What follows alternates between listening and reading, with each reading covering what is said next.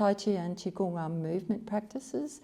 Qigong especially is quite an ancient practice dating back about 2,000 years, some of the forms. It can be felt as a meditative practice. Some postures are held quite still for extended periods.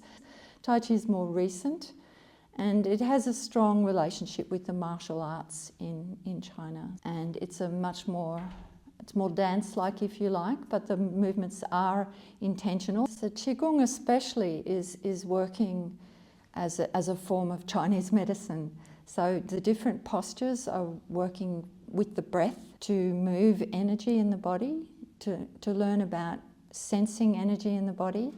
And we're working with the set of meridians that are fundamental to Chinese medicine.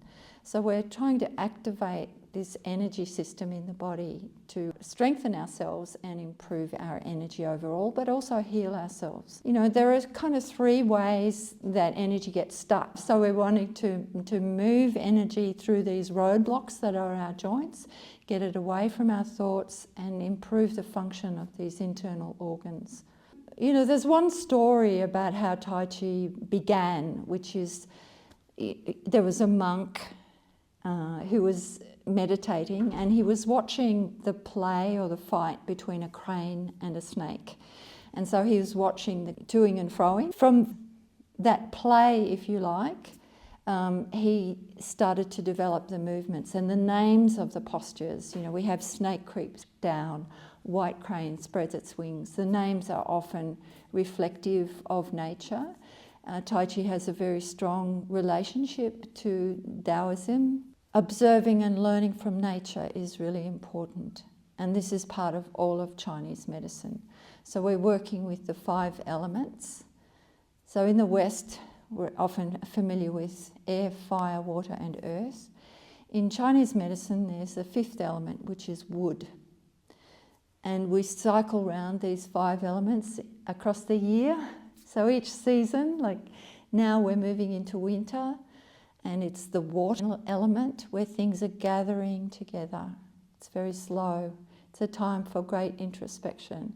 So when we practice Tai Chi, we're wanting to find our center, that point, and then we can notice how we're reaching out, moving up, moving out, more wood-like, if you like, more fire-like, more yang, or retreating, coming back, more yin. So there's this pulsation of moving through yinness and yangness in the forms. They all have an intent, and it's being very mindful about what that intent is that helps us hold the structure of our body so we're stable, and also go through that imaginary play.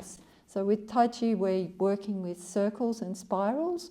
We're not meeting force against force. So we're receiving and then handing it back sometimes. It allows us to maintain our own integrity, if you like, in how we move around the different energy fields that we sometimes can be exposed to, which may not always be amicable. And you can notice if someone has a lot of stress or a lot of, you know, those really forceful rage or fear, and not be so affected by it, because we know how to receive it and then hand it back, if you like. And perhaps in that process of receiving it, helping that other person discharge it and then view it in a different way.